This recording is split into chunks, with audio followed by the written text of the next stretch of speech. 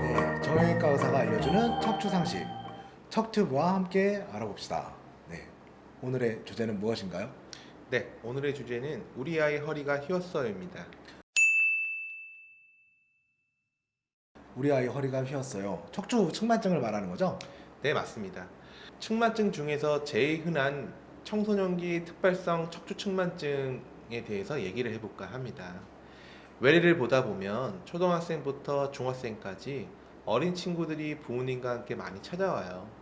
아니, 디스크나 협착이 생길 나이가 아닌데 라고 생각해 볼 수 있겠지만 조금 다른 이유로 병원에 오게 되는 거죠. 어떤 거죠? 보통 2차 성징 근방으로 성장 속도가 전보다 빠른 친구들이 찾아오게 되는데요. 학교에서 보통 정기 검진으로 가슴 사진을 찍잖아요. 그때 폐나 심장 말고 그 뒤로 보이는 척추뼈가 곧지 않습니다.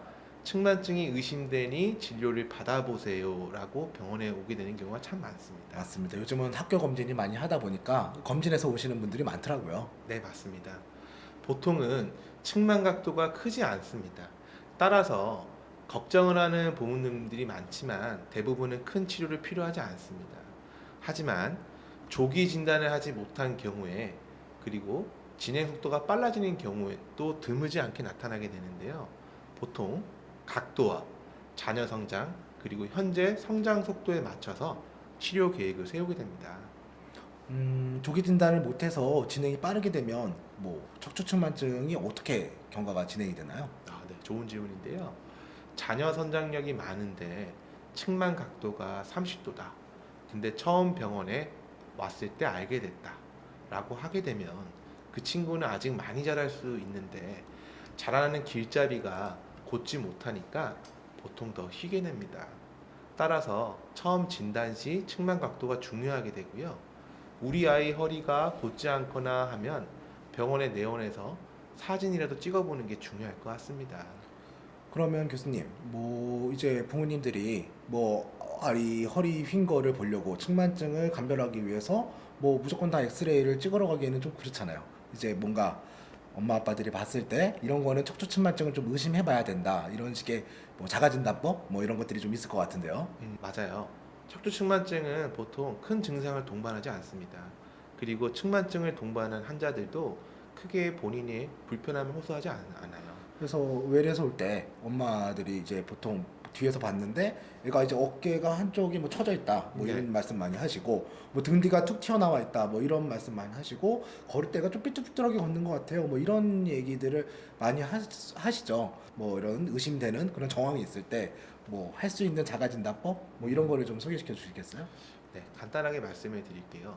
일단 부모님들이 자녀를 봤을 때 평행하게 서 있는 위치에서 양쪽 어깨의 높이가 많이 차이가 나거나 그리고 여자인 경우에는 양쪽 가슴의 크기가 너무 다른 경우 그리고 등 뒤가 불균형적으로 튀어나온 경우를 생각해 볼 수 있겠습니다. 조금 더 자세히 설명드리면 아기들한테 앞으로 90도 정도 한번 구부려 볼래라고 한 다음에 등 뒤에서 그 구부려진 허리가 평행한지를 보게 되는 거예요. 다음 사진과 같이 이렇게 뒤로 보고 서서 앞으로 쭉 구부리게 하는 거죠. 이게 우리가 의학적으로 험프뷰라고 하기도 하는데 양쪽으로 균형적이면 괜찮지만 불균형하게 등뼈나 요축뼈가 휘어져 보이게 되면 병원에 내원해서 사진을 찍는 게 좋습니다. 네. 측만증은 엑스레이가 가장 뭐 정확하고 뭐 주요한 진단 방법이 되겠고요. 엑스레이 찍어서 우리가 측만이 발견이 되면 보통 우리가 그 콥스각이라는 걸 재죠, 그렇죠? 맞습니다. 측만증 어머님들은 다 알고 있는 콥스각. 네. 뭐 그런 거는 이제 병원에 오시면 병원에서 다 재어줍니다. 뭐 이런 것을 찍고 만곡의 정도를 좀 판단을 하게 되겠죠. 뭐 이렇게 한 다음에 어떤 식으로 치료하는지 그런 것들이 좀 있을 것 같은데요. 네. 그런 것들을 좀 소개를 시켜주시겠어요? 먼저 치료를 말씀드리기 전에 보통 아이가 엑스레이를 찍고 허리가 휘었다고 진단을 받게 되면 부모님들은 대부분 당황하게 됩니다. 저 또한 부모의 입장에서 우리 꼬맹이가 허리가 휘었다고 하면 눈앞이 깜깜해질 것 같아요. 하지만 제가 말씀드리고 싶은 것은 치료가 한 번에 대학병원에서 내원해서 딱 다 나왔습니다라는 병이 아닌 겁니다. 같이 부모와 자녀 간에 서로 힘을 합쳐 조절해 나가는 게 측만증 치료의 힘이라고 저는 생각합니다.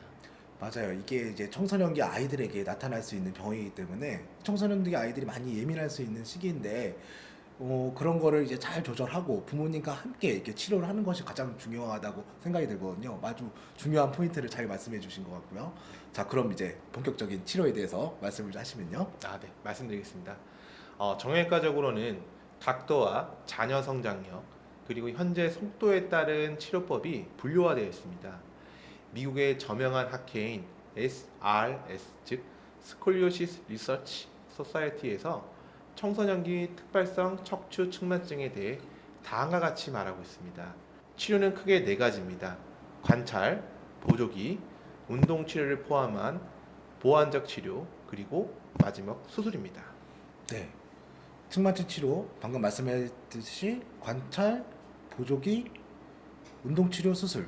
근데 제가 예전에 배웠을 때는 운동 치료가 치료에 도움이 되는지 명백하게 근거가 아직 나오지가 않기 때문에 뭐 사실 측만에 도움이 되지 않는다는 분들도 많았거든요. 하지만 뭐 최근에는 운동 치료를 좀 이렇게 인정해주는 분위기인 것 같아요. 교수님께서도 운동 치료를 꼽으셨는데 뭐 일단 뭐 관찰부터 하나씩 말씀을 해주시죠. 네. 네, 먼저 관찰에 대해서 말씀드리겠습니다. 관찰을 결정하는 경우에는 두 가지 상황일 때 결정하게 됩니다. 첫째는 자녀 성장력이 있는 상태에서 각도가 25도 미만일 경우에 관찰을 선택하게 됩니다. 나머지는 성장이 마무리되어 더 크지 않는데 각도가 50도 미만일 때 관찰을 선택하게 되죠. 보조기는 자녀 성장력이 있는 상태에서 25도에서 40도일 때 보조기를 선택하게 되고요. 그리고 운동 치료를 포함한 보완적 치료는 카이로프랙틱스, PT, 요가 등이 있는데요. 미국의 저명한 SRS 학회에서 이에 대해서 언급을 하긴 합니다만 에비던스 베이스 즉 학술적으로 정립된 치료는 아니기 때문에 각도의 유지 및 호전 등을 기대하는 치료는 아니라고 권고하고 있습니다. 그쵸. 운동 치료가 아직은 이렇게 완전히 근거가 있는 치료라고 볼 수는 없기 때문에 좀 말이 좀 조심스러워지는데 맞습니다. 그렇기 때문에 이제 뭐 부가적으로 치료를 하는 거를 저희가 뭐 이렇게 말리지는 않지만 간혹 가다가 좀 과장 뭐 이렇게 허위 광고들이 있잖아요. 막 운동 치료로 막 다 교정이 된다는 그런 것들은 조금 뭐 이렇게 좀 이제 다시 한번 좀 살펴보시고 그리고서는 뭐 치료를 받으시는 것이 중요하겠습니다. 마지막으로 수술. 뭐 수술은 어떨 때 해야 되죠?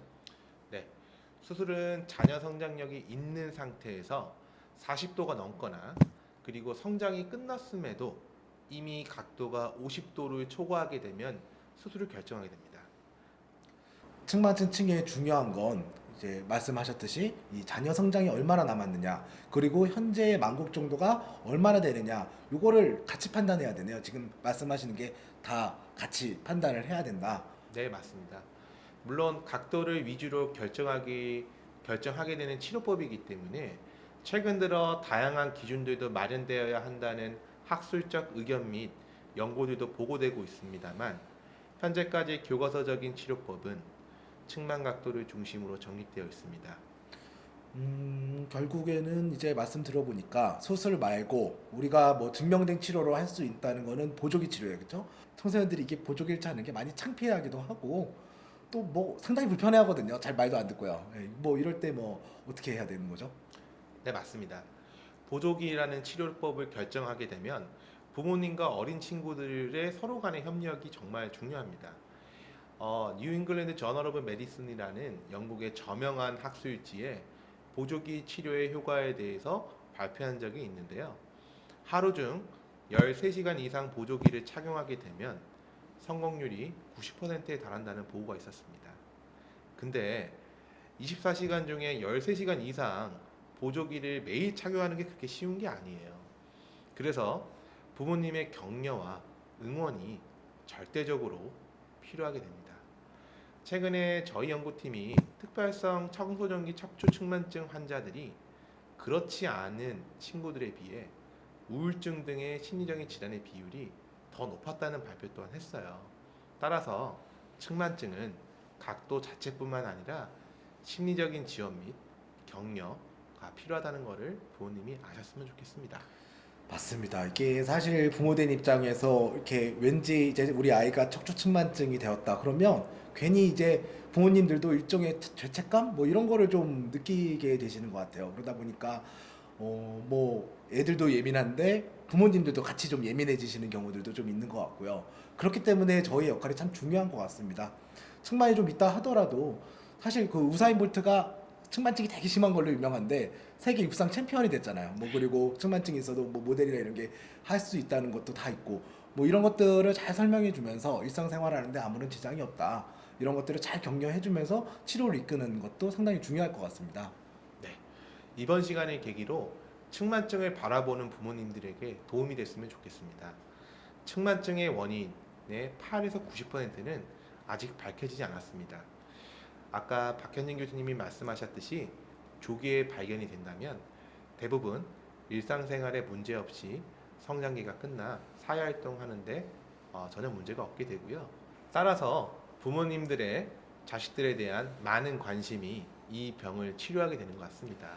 네, 좋은 말씀 감사합니다. 오늘도 이렇게 척추 측만증에 대해서 유익한 정보를 제공해 주셔서 정말 감사하고요. 뭐 오늘은 뭐 이 정도로 마무리할까요? 네. 네, 좋습니다. 네. 오늘 벌써 세 번째 시간인데 약간 좀 부드러워진 것 같죠, 교수님? 아, 네. 정말 나날이 발전하는 모습이 저희도 보이는데요. 여러분들의 많은 응원과 관심 부탁드립니다. 네. 응원과 관심은 구독과 좋아요로 표현해 주시고요. 네. 알림 설정까지 부탁드립니다. 네, 이만 마무리하겠습니다. 네, 감사합니다. 감사합니다.